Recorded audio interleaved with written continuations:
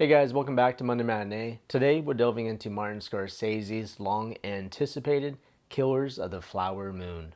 Adapted from David Grann's compelling nonfiction novel published in 2017, the film transports us to 1920s Oklahoma, where the Osage Nation's land conceals a dark secret: vast oil reserves. Killers of the Flower Moon unveils the real-life horrors of a series of murders that plagued the Osage community, exposing the vile depths of human greed, systemic racism, and the looming specter of white supremacy. This cinematic endeavor marks the sixth collaboration between Martin Scorsese and Leonardo DiCaprio, and the 10th partnership between Scorsese and the venerable Robert De Niro. It also stands as the 11th and final collaboration between Scorsese and his musical collaborator, Robbie Robertson, who regrettably passed away just 2 months before the film's release. And in his honor, this film is dedicated to Robertson. So the ensemble cast in Killers of the Flower Moon deliver a mixed bag of performances, both impressive and a couple maybe underwhelming. Lily Gladstone as Molly Burkhart emerges as the heart of the film, delivering a quiet, dignified performance that lays bare the film's emotional core. Her and the Osage are definitely the heart of this movie, though they both would have benefited from more screen time. But Gladstone was definitely one of the highlights of the film, if not the highlight, and will definitely be an awards talk. And Leonardo DiCaprio as Ernest Burkhart, while commendable as always, somewhat overindulges in this perpetual frown, falling short of his best work. I mean, he has this frown for the whole movie. Felt a little bit too much at times, a little over the top. And Robert De Niro stuns as William Hale, or King Hale, masterfully portraying a character who cunningly orchestrates a series of murders, while at the same time maintaining this facade of power and friendship within the Osage community. And Jesse Plemons, cast as an FBI or BOI agent Tom White, exhibits his acting prowess but regrettably remains underutilized, but we'll get to that later.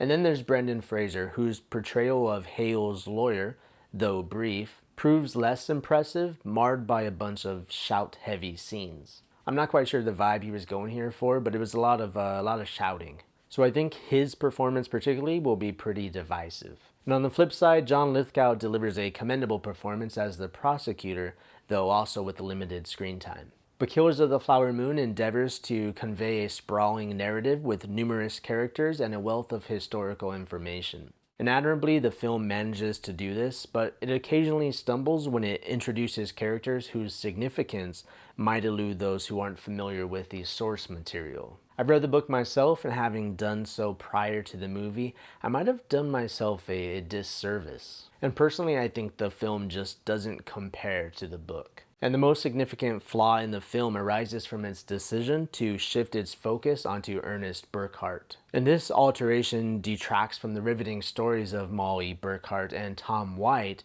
as presented in the book. The movie's narrative strays from the formative days of the FBI, relegating their involvement to the final act. So for a movie that's about the birth of the FBI and one of its earliest cases, the FBI doesn't get involved until the final hour. And in the book, the story is very much Molly Burkhart's and Tom White's. We get to see all the efforts to solve the case, the dead ends, the misinformation, the correspondence between White and J. Edgar Hoover, and all the pressure that he was placing on White and his men to solve this case. And we don't really get to experience any of that with the movie. And unfortunately, Ernest's character, portrayed by DiCaprio, remains frustratingly one-dimensional throughout the film.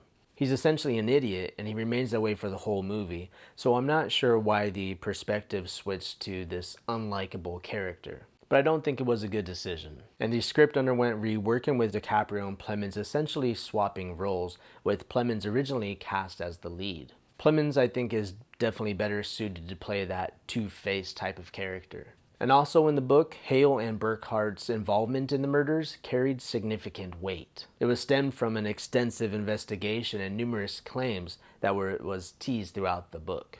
However, in the film, this pivotal moment occurs prematurely, robbing the movie of its essential mystery and emotional resonance. We know that they're involved right away, and there's no big revelation for it. And regrettably, the film as a whole lacks that sense of intrigue vital for its 3-hour, 26-minute runtime. So this one made for a slow burn, and while his other movies are pretty lengthy, this one just felt a little bit different. And there are a few pacing issues as well that I felt. The pacing issues kind of surface when Molly's character kind of fades into the background, and then it picks back up again when the FBI enters the scene. The Osage, as I mentioned, are pretty much the heart of this movie, and they essentially take a backseat pretty quickly into the movie. So overall, the movie was a bit underwhelming. So the book may offer a more satisfying exploration of the narrative, but I recommend it for after the movie. For letter grade, Killers of the Flower Moon merits a solid B. But the film impresses with its visuals, showcasing the Osage culture through stunning cinematography and meticulous town and set design. The ensemble cast delivers commendable performances, but that shift in perspective from Molly Burkhart or even Tom White onto the dim-wit husband might leave audiences feeling a bit underwhelmed. And while this film is available on IMAX and will look good blown up, Scorsese isn't really well known for using IMAX cameras, and I don't think this movie really demands it. So a standard viewing will do just fine. Alright, for those in search of another slow-burning Western with a star-studded cast, including Jesse Plemons, then The Power of the Dog is a highly recommended addition. And if you crave another contemplative Western that explores the enduring repercussions of violence, consider viewing The Assassination of Jesse James by the coward Robert Ford. Alright guys, as always, thanks for watching and see you on the next one.